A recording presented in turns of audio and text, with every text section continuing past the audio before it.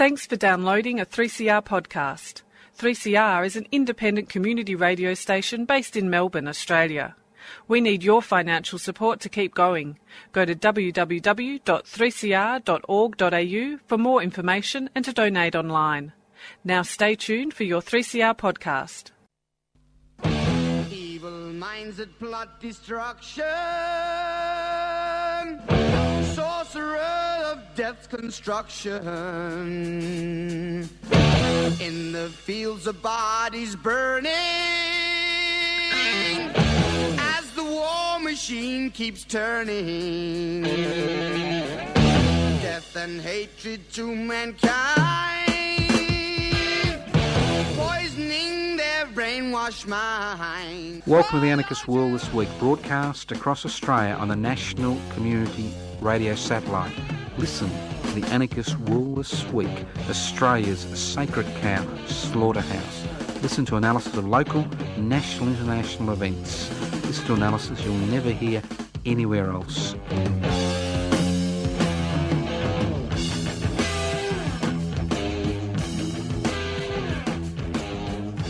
Here we are, the Anarchist World This Week, broadcast across Australia via the Community Radio Network. My name's Joseph Scone. I'm hosting today's program. Look, it's going to be a difficult program today. Lots of things have been happening which we need to digest and give some type of social, political and cultural base to. If you wonder what anarchy is all about, an anarchist society is a voluntary, non-hierarchical society based on the creation of political and social structures which are based on equal decision-making power. That's direct democracy. It's a system where people make decisions and elect or appoint delegates to coordinate those decisions at a local, regional and federal level. It's a society where wealth is held in common and used for the common good. So it's about, the word anarchos means without rulers. If you look at most of the evils that are occurring in the world today, it's because of inequalities in power and wealth. So an anarchist task is to improve people's lives by being involved in the struggle to devolve power and share wealth. Now, obviously, the topic on everybody's lips is what happened in Christchurch almost a week ago. And I'd just like to begin the program by humanising the people who were shot dead by reading out their names. So, because you've got to understand these were men, women and children who were shot dead not because they were evil or bad or had done horrible things. They were shot dead because of their religion. And to make matters worse, they were shot dead while praying in their place of worship. So I'd just like to read out their names and their ages so that they will have some space in our hearts, because I'd like to talk about this quite extensively today. Muqad Ibrahim, aged 3. Atta Ilyan, aged 33. Daud Nadi, aged 71. Sayad Milne, aged 14. Naim Rashid, aged 50. Telha Rashid, aged 21. Zihan Raza, age unknown. Ghulam Hussain, age unknown. Karam Bibi, age unknown. Harun Mahmud, 40. Saeed Andad Ali, aged unknown. Saeed Arab Ahmed, age unknown. Sohali Sahid. Faha Hassan, 30. Hossein Ahmed, 44. Zakaria Bouillon, Mosmel Haq, Omar Farouk, 36. Abdas Samad, 66. Hafiz Musa Vali Patal, 52. Khalid Mustafa. Hamza Mustafa, aged 16. Linda Armstrong, aged 65. Amjad Hamid, 57. Matul Kar Safi, 55. Hussein Al Umari, 35. Tariq Omar, 24. Lilik Abdul Hamid, 58. Mahub Ka, 65. Ramiz Vora and Asif Vora. Anzi Alabava, 24. Junad Kara. Ismail Kara. Mohammed Imran Khan, 38. Ozir Kadir, 25. Mania Suleiman. Ashraf Morozi. Abdul Qadir Ilmai, 70. Musa Nur Awali, 77.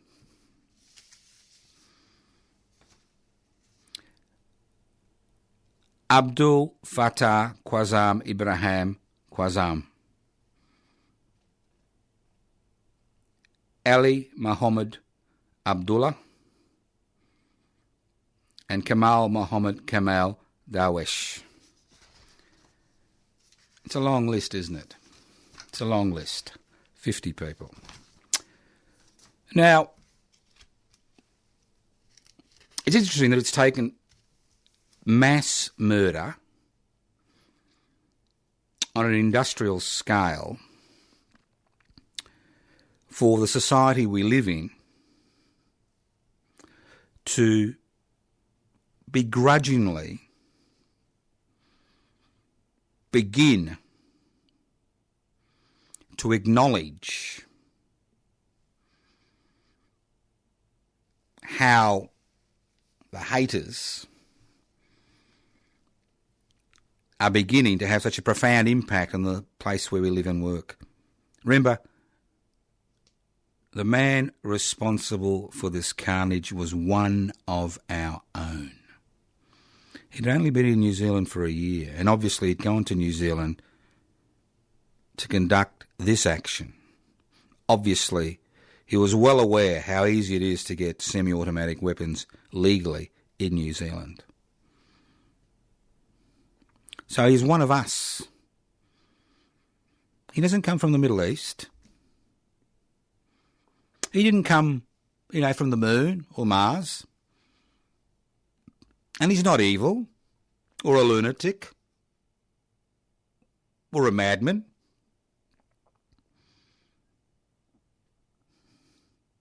He'd describe himself as a ideological warrior.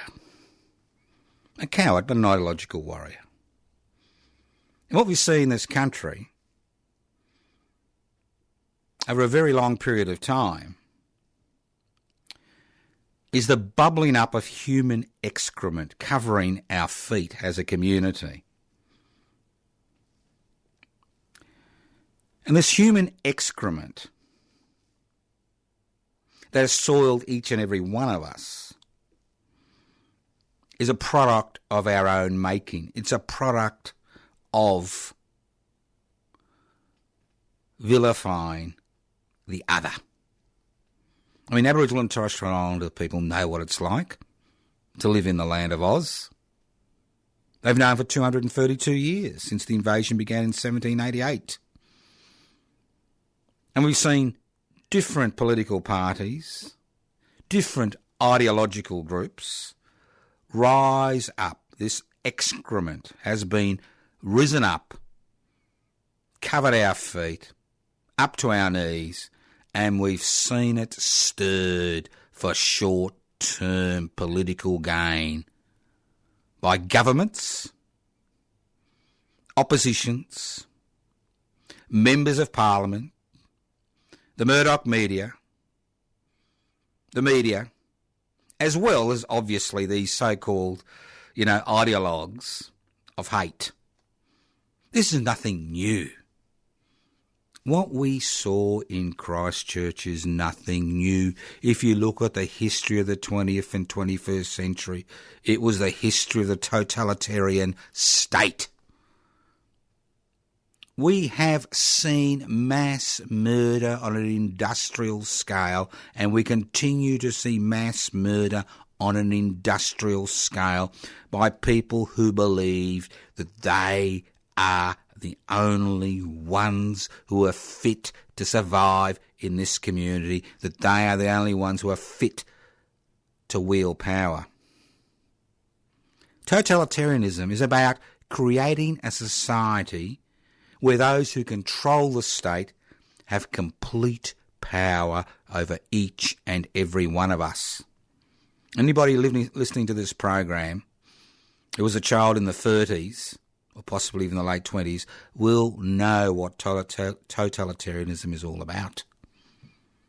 We have seen it on the left and we have seen it on the right. So these people were slaughtered. There's no other word to describe it but a slaughter.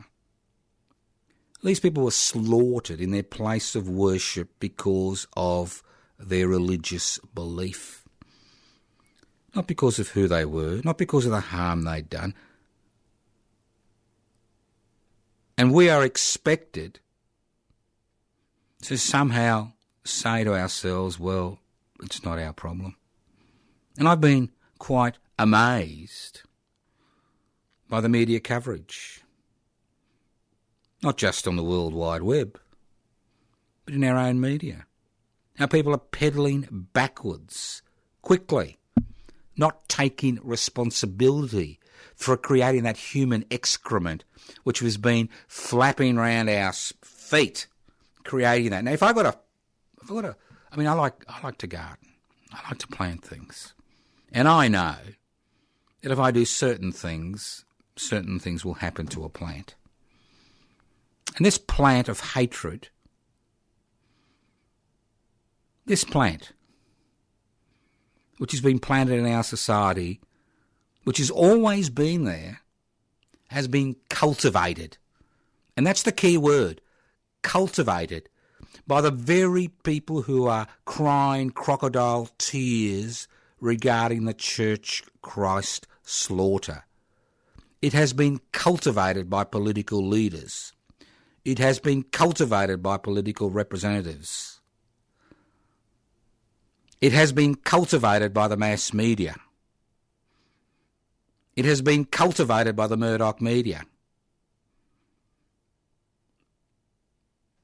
It has been cultivated in backyards across this country, where somehow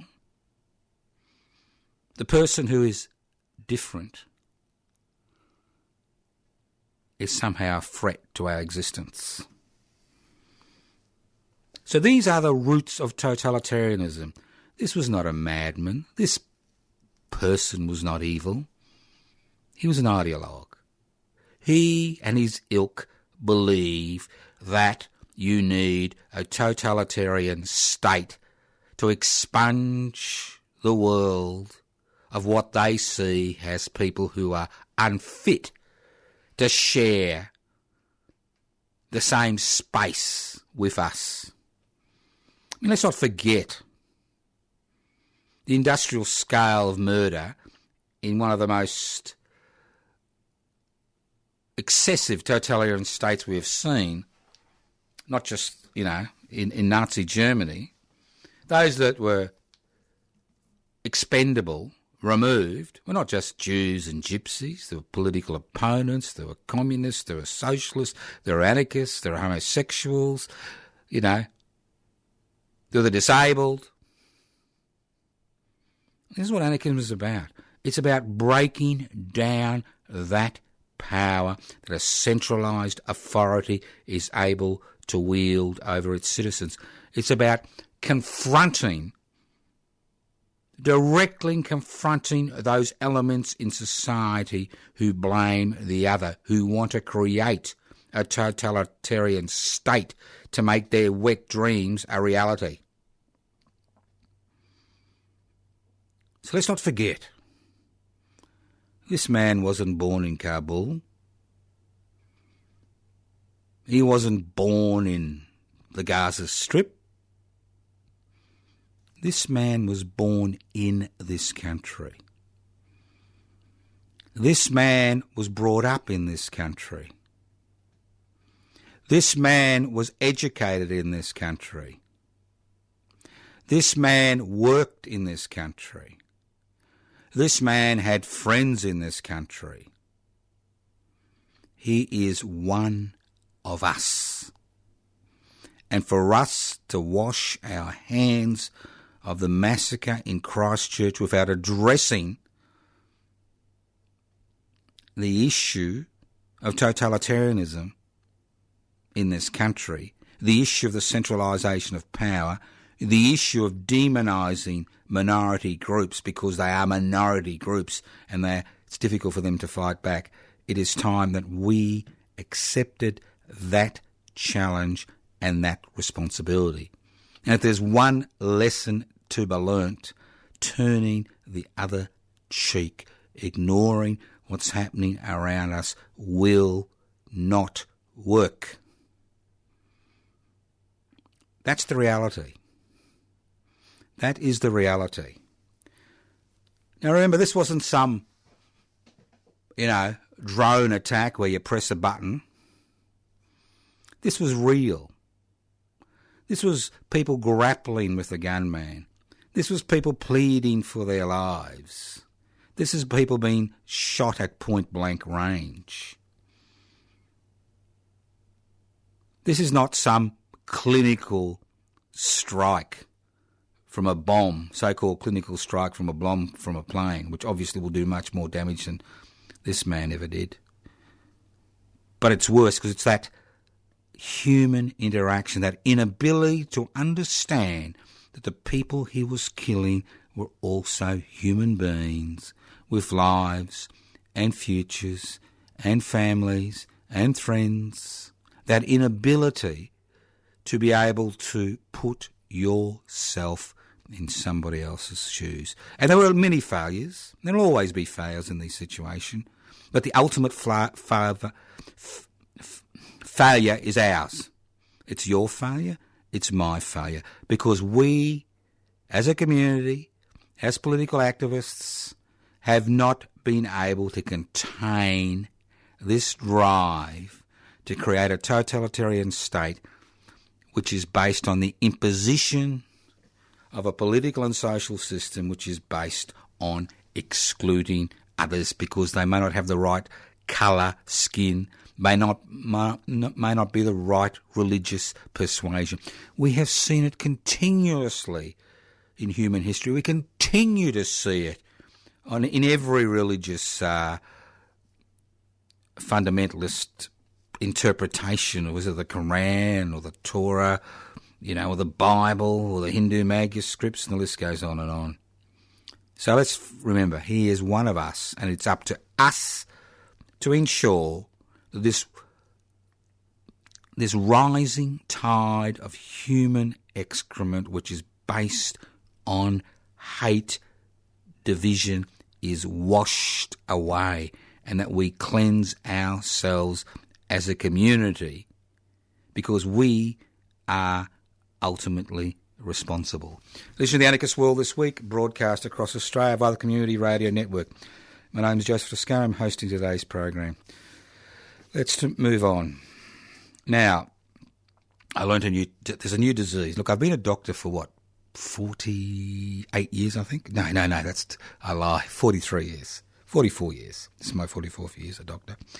And I learnt about a new disease this week called Long-Term Welfare Dependency. You see, that's the same type of mentality that led to the Christchurch slaughter. That same mentality is the type of mentality we are seeing in governments and bureaucracies in relation to the 33% of Australians who are on social security benefits, who require social security benefits, not welfare to survive. It's the same mentality of degradation, marginalisation of people who, in the majority of cases, through no fault of their own, find themselves in difficult economic circumstances. Well, they can't find a job, whether they're disabled, whether they're single parents, or if they're old age pensioners who are not living on their superannuation benefits. So we've had this 20-year attack on people on social security benefits in this country. A 20-year attack which has resulted in deaths, suicide, illnesses, despair, poverty. A 20-year attack where everybody who receives some type of social security benefit is somehow regarded as not a real Australian. Not a real Australian. And somehow, if people are on long-term social security benefits, somehow they're really not quite, it's an illness. So we've got this term, long-term welfare dependency, this new disease which the government in its wisdom is attempting to treat, I should say, perform surgery on, by creating a cashless card, by quarantining people's benefits, by forcing them to jump through hoops in order to survive. And the latest example of how evil, and I will use the word evil here because it is structural. It's not ideological, it's structural. Evil is what's happening to single parents who have been called in with small children to jump through hoops in order to continue to receive their single parents' benefits. I mean, one of the most long-lasting benefits of the Whitlam Labor government in the early 1970s was the fact that they actually provided social security benefits to single parents. Before then, they just have to rely on friends, relatives, adoption. And now we see this attack. What? We're told constantly the most important job a human being can have is to bring up children. It is a difficult job. Those of you who are parents will know that. We all fail in many ways. It is a difficult job at the best of times. And to find yourself in that situation with limited resources and then a government-sponsored private bureaucracy hounding you on a day-to-day basis and stopping your benefits because you don't turn up to interviews or penalising you is the last thing. If the most important thing in society, as Conservatives continue to tell us, is, bringing up children, why are we creating so many hurdles for single parents in this country? It's the same mentality. Same mentality. What we saw in Christchurch is a extreme example. Bang, bang, bang. What we see in this attack on social security beneficiaries by government ministers, what we are seeing is the long-term oppression of people least able to deal with that stress. And if you think I'm exaggerating when I say people commit suicide when they interact with Centrelink or other government agencies, there's a whole list of them. Day in and day out. Things have got so difficult that people have case managers to actually interact with are appointed case to interact with the organisations that are there to provide for their basic human needs. Just extraordinary. Just extraordinary. This is the Anarchist World This Week, broadcast across Australia via the Community Radio Network. Now, Senator 19, I understand, has got a problem. And the head of Divided Nation has also got a problem. They need to be re-elected. Well, she doesn't, I don't think, but her party needs to, keep its presence in the Senate. So here you've got two ideologues battling for public supremacy. It's interesting, isn't it? Some of the people that have created this excrement, which is lapping at our feet as a society, are now fighting amongst themselves for the joy of getting people to vote for them. Now, Senator 19 is basically grandstanding in order to steal votes from Divided Nation. It's about his ability to be re-elected. And don't think he may not be re-elected. At its height, Divided Nation was picking up 25% of the votes in Queensland, about 12% at the last election, but it's still a huge voice there. So it's interesting to see them fighting to create their own little niche among their erstwhile supporters, or diminishing band of erstwhile supporters. It's quite fascinating to see this little fight. So don't get sucked into the hype about Senator 19, because at the end of the day, he's just trying to do what he has to do to be re-elected in the Senate. And that's what this crap is all about. Obviously, he believes in the garbage he spouts.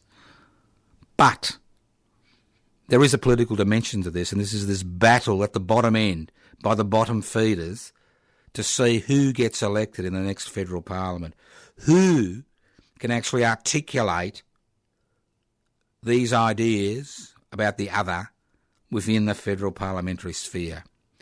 And the beauty is how the mass media in this country is falling over themselves to give these people a platform. Now, I have noticed that a lot of the debate has been, skewed aside, pushed aside regarding the social media platforms, regarding gun laws. I mean, obviously gun laws and social media platforms have a role to play in all this, but ultimately what happened in Christchurch is a failure of political leadership. It's a failure of moral leadership. It's a failure of community leadership. It's a failure of social leadership. It's a failure to confront these ideologues who think that the only way to solve the problems that we currently face is to persecute and marginalise the other. And that's the dilemma, isn't it? Nobody talks about that 1% of Australians that own the means of production, distribution, exchange and communication. I mean, they sit in the background and plug away. Nobody talks about the fact that social security benefits are so low in this country because people don't pay adequate tax, who've got enough money to pay adequate tax. Nobody talks about tax avoidance. Nobody talks about all the corporate welfare that exists to give people with money more money, like negative gearing laws, although the Labor Party is beginning to look at this issue.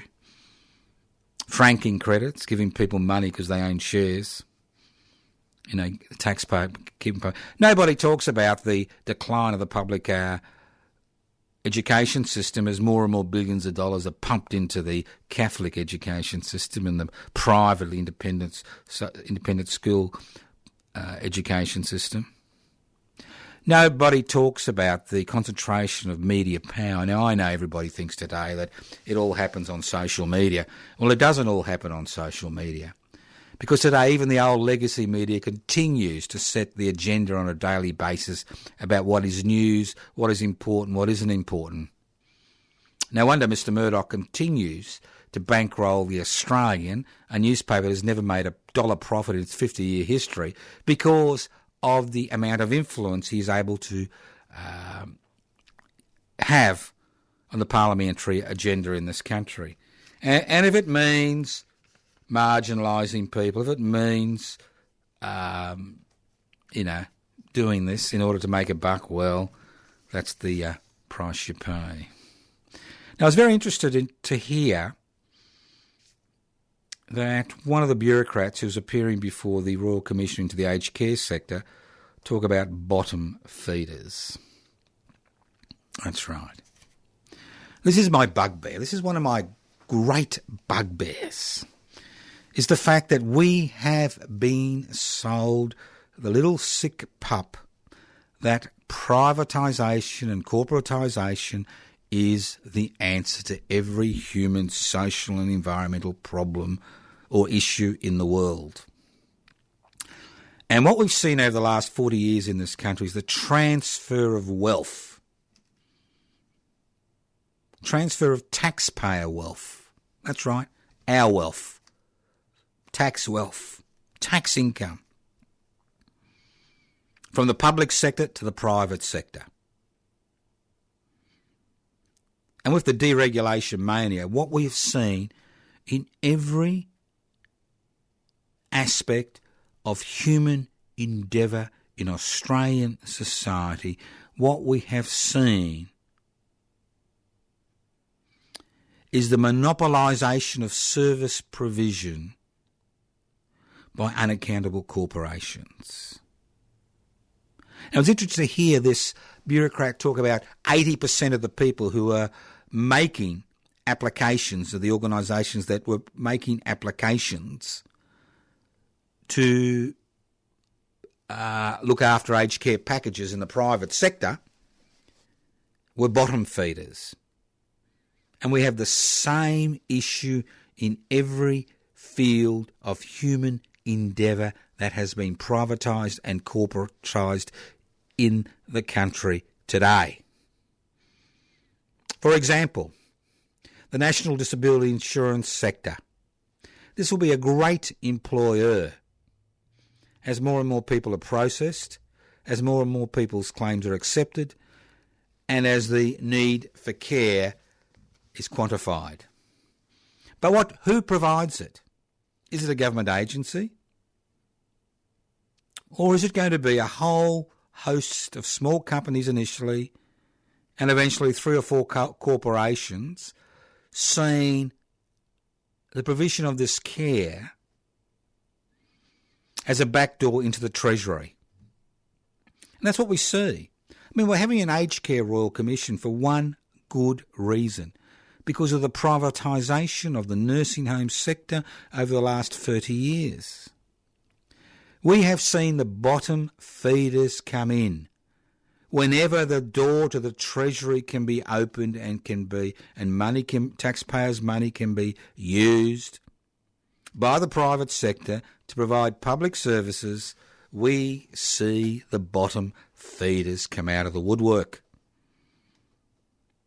Initially, many small companies, eventually 3 to 4 corporations, as we see in the aged care sector, as we will see in the National Disability Insurance scheme sector, as we are seeing in the old age sector, aged care packages, as we see with the privatisation of the Commonwealth Employment Service, all these bottom feeders making money by ticking boxes, not actually assisting people to find employment in the long term. So bottom feeding, or bottom feeders, is an essential element of what occurs when public money is issued to private companies and corporations to provide services which should be provided by the public sector. It's no exaggeration to say that 40 to 50 cents of every dollar that pours out of Treasury to these organisations goes in administration costs, in ticking boxes, and in profits. And no wonder things are so bad that state-based organisations like Transport Accident Commissions are offering people self-funded packages where you cut out the bottom feeders. And it's the same in the social security system. Just an extraordinary, total waste of money. And to make matters worse, the people that are employed can be undertrained, can be overworked, and are always underpaid.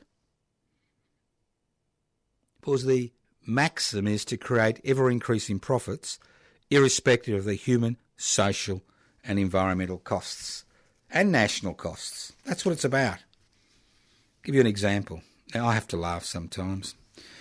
Now, Mr Andrews, the Premier of Victoria, well, he'll know who the Premier of New South Wales will be next week, but this week we know that Mr Andrews will be the Premier of Victoria for the next 3 3/4 years. Now, he's gone into this little deal with a private corporation called Transurban, which Mr Kennett, the former Premier, had a love affair with, who basically said, look, Daniel, we're going to build a tunnel under the Yarra for you. It's going to cost us $6.7 billion. That's their figures. Maybe less, maybe more. But all we want you to do is to extend our monopoly, that's the key word, monopoly, on the tunnel that we have now and the new tunnel for another 10 years. Seems nice, doesn't it? The motorist will pay. We just want to increase our monopoly so you increase our fees. And we'll bill you this $6.7 billion tunnel. Well, how much profit do you think they're going to make? Around $37 billion. Now, there's not many investments in life where you get a 500% return on your investment. And to make it even sweeter, that return is government guaranteed. This is what happens when we see governments going to private-public partnerships to provide essential infrastructure. Wouldn't it have been easier to borrow the $6 billion on an open market at, 3% interest? Build the tunnel, charge tolls, and the tolling goes back to the government to pay for the initial investment and interest, and not give some private corporation a 500% windfall on their investment, government-guaranteed windfall on their investment. I mean, I'm no genius, but even I can work that one out. Now, just in case you want to do something a little bit different this weekend, I'm talking about Saturday the 23rd of March. Now, my late wife, Ellen Jose, when she died almost 2 years ago, we set up a foundation, the Ellen Jose Memorial Foundation. And the foundation's aims were very simple. These were two things that she wanted to do. She wanted to support the struggle for reconciliation between Indigenous and non-Indigenous Australians, being Indigenous herself. And she wanted to support young female artists because when she was a young artist, it was a very difficult time, and she felt that... So the Ellen Jose Memorial Foundation was set up to do both those things. Now, we've had a number of events. There will be an event this Saturday if you're in Melbourne. It's a free event. You don't have to pay anything. It would be nice if you could bring some food and drinks to put on the communal table. But it'll be at the Melbourne Unitarian Peace Memorial Church at 110 Grey Street in East Melbourne. That's 110 Grey Street in East Melbourne. You will find more details about this event on the Ellen Jose Memorial Foundation Facebook page. That's the Ellen Jose Memorial Foundation Facebook page. What we'll be unveiling is one of her more interesting works, Island Pony. In around 2000, 2001, she painted this life-sized horse for an Art Horses Travelling collection, which was used to raise money for different charities. And in late 2017, the Ellen Jose Memorial Foundation repurchased Island Pony at the Horses for Causes auction. Now, we've decided to unveil the pony. There's on Saturday the 23rd of March at 11 a.m, well, around midday. It's basically a communal gathering to get people together to support the work of the Ellen Jose Memorial Foundation. As I said, there's no entry fee. We'll unveil the pony at around midday. Come along, take photos, meet like-minded people, and help to support Ellen Jose's memory and her lifetime work to support reconciliation between Indigenous and non-Indigenous Australians, and her work as she grew older to support young female artists. So that's this Saturday, the 23rd of March, 11 a.m. to 2 p.m, Melbourne Unitarian Peace Memorial Church, 110 Grey Street, East Melbourne. Please bring food and drinks for the communal table. If you want information, go to the Ellen Jose Memorial Foundation page, and if you're looking for a picture of the horse, you won't find it. It's going to be a surprise, and that's the whole purpose of this. So come along and be surprised. Bring the children.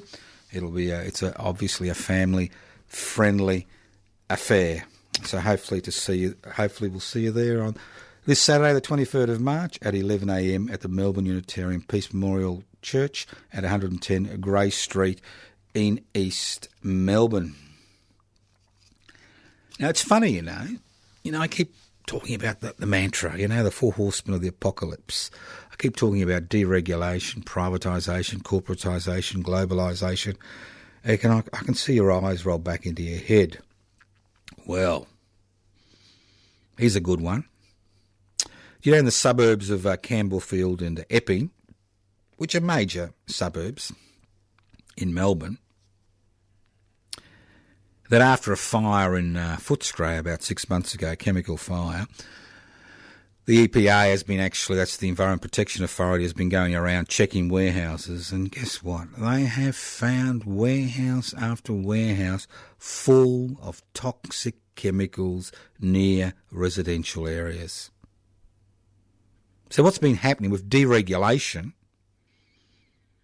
and self-reporting on building sites, what's been happening is the person who's got the lowest quote, no questions asked, gets the job because it maximises return for shareholders in that particular investment. And guess what? Truckloads of dangerous chemicals now reside in unregulated storehouses, warehouses across Australia. Many run by Phoenix companies where you can't actually find out who the directors are, who are making a killing, in inverted commas, financial killing in inverted commas, by putting other people, the community's health, at risk. So this is not just a problem for Epping and Campbellfield, it's a problem around Australia. As we've seen regulations removed and self-regulation coming in.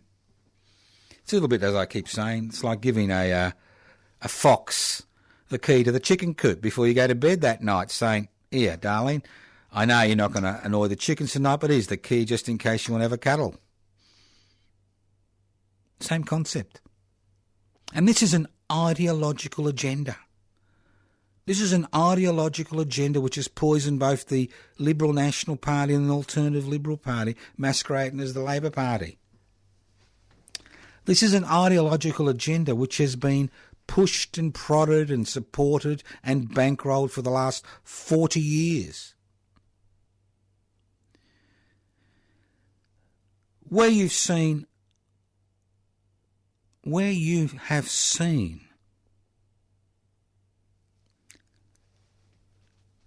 regulations taken away in order to make it easier for the private sector to make a buck.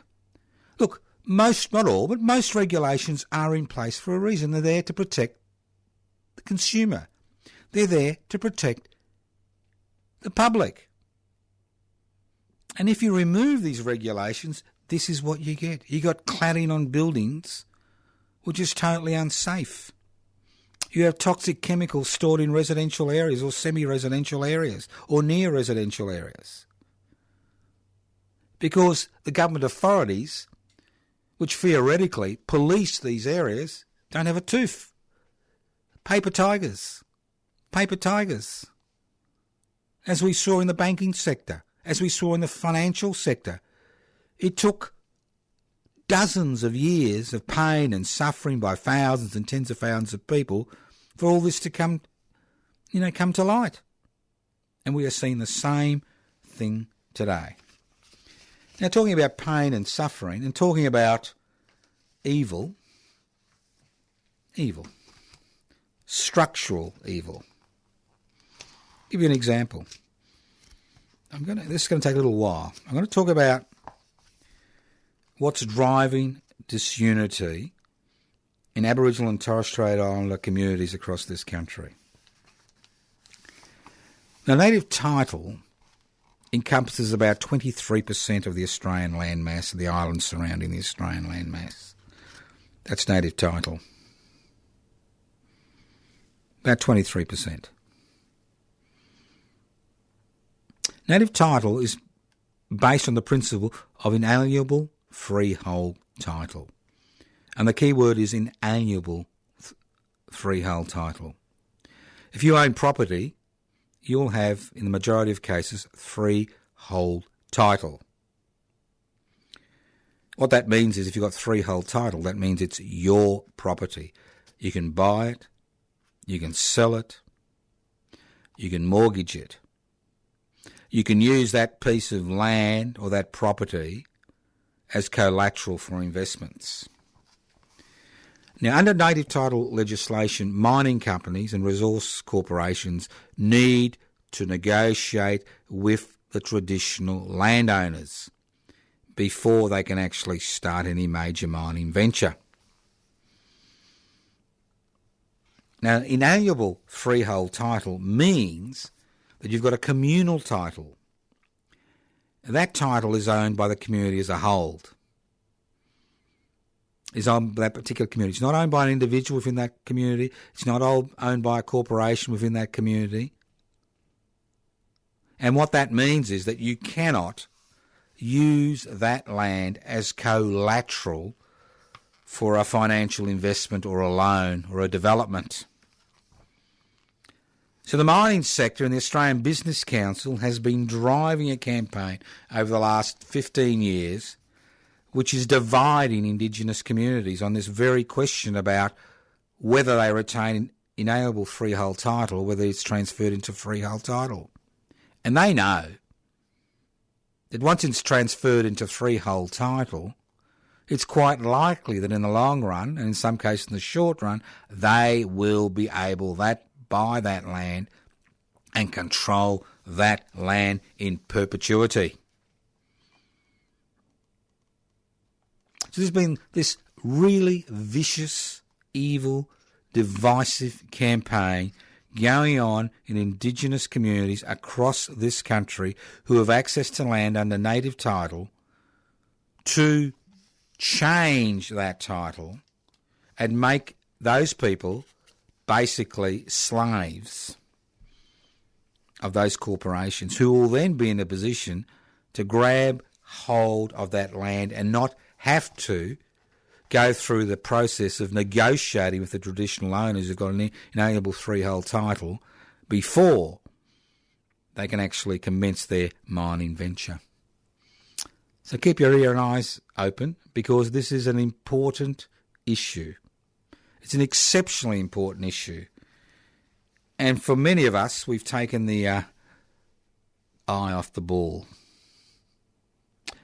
Now, I'd like you, if you get a chance, have a look at the little booklet called Driving Disunity, the Business Council Against the Aboriginal Community by Lindy Nolan.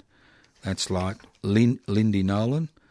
And actually, the book has been printed by the Spirit of Eureka Publications in South Australia. So it's quite a fascinating book because I don't usually spruik books on this program, but I'm happy to spruik this one because it does make some exceptionally important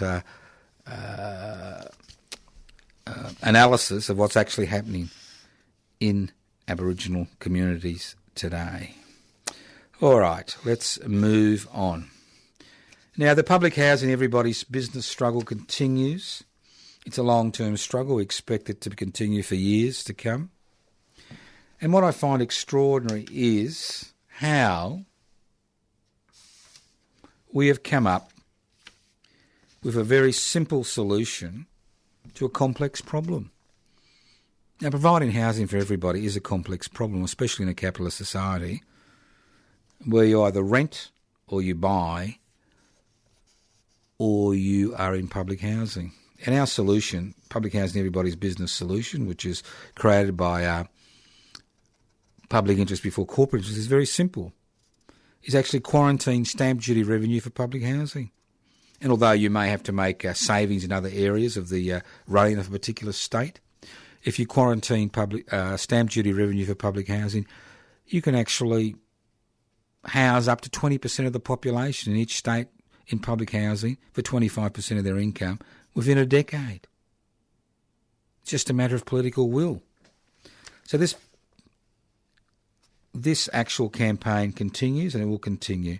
And as I said before, if you're interested, go to the Facebook page, Public Housing Everybody's Business, to keep up to date with the latest aspect of this particular campaign. As I said, it's going to be a long-term campaign.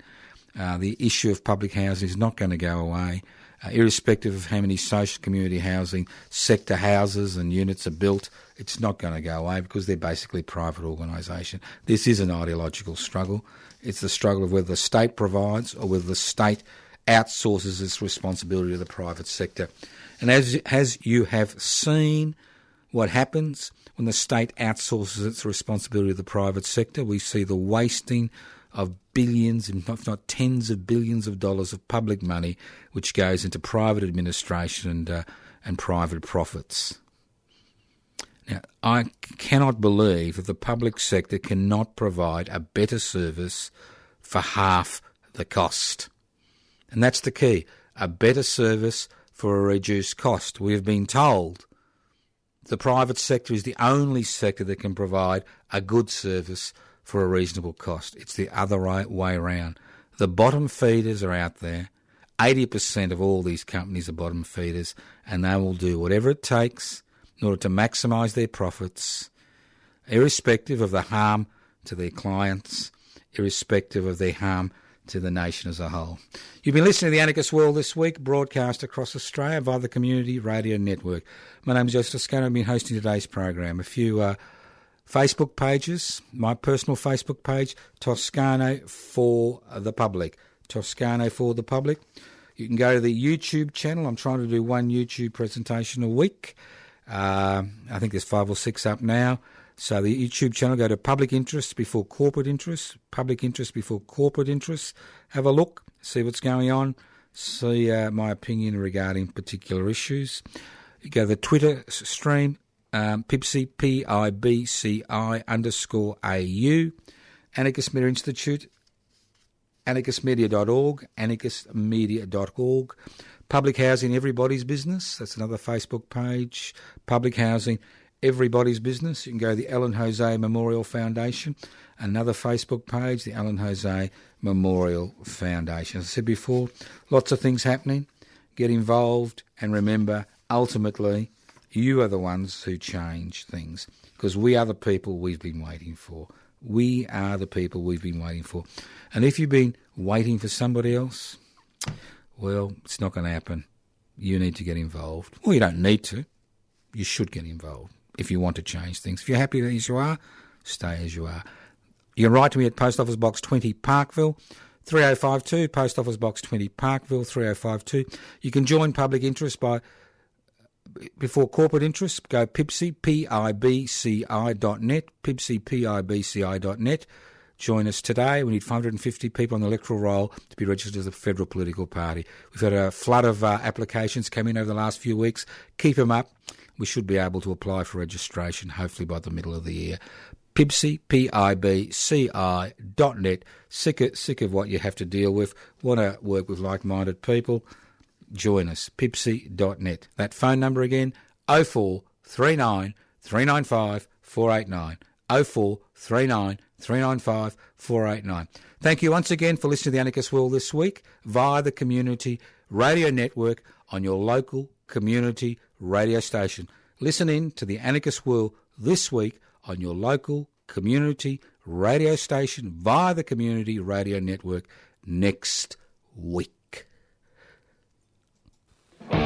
Evil minds that plot destruction, sorcerer of death's construction. An analysis you'll never hear anywhere else. Anarchist World this week. Australia's sacred cow slaughterhouse. 10 a.m. every Wednesday. Listen to the Anarchist World This Week for an up-to-date analysis of local, national and international events. Poisoning their brainwashed minds. Oh, Lord, yeah.